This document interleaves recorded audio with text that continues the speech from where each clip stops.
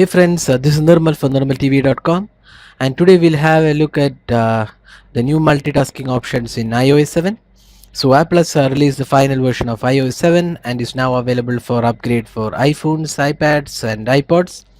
So it comes with quite a lot of new features and new look.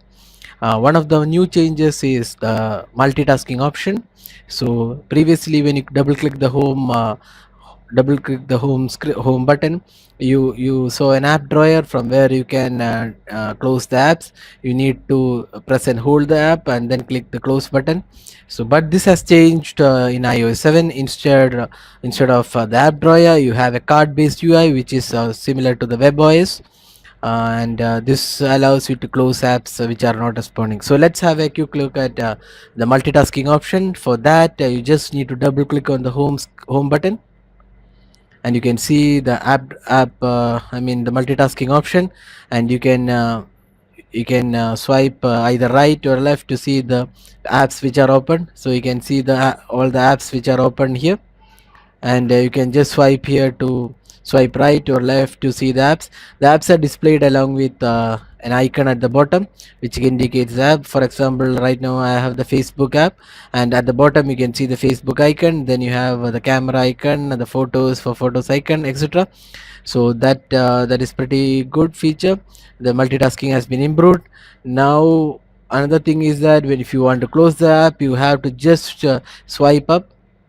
See, now the app is closed. So I'll just do it once again. Just close the app, just swipe up, and it will be removed from the app list.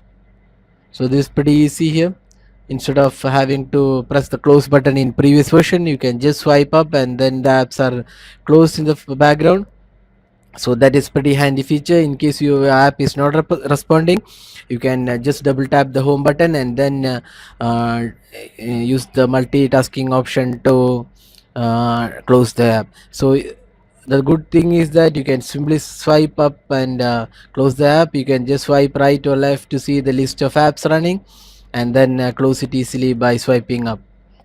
And when you click back to the when you select the home button once again, it will not go back to the home screen. Instead it will go back to the app which was running when you click the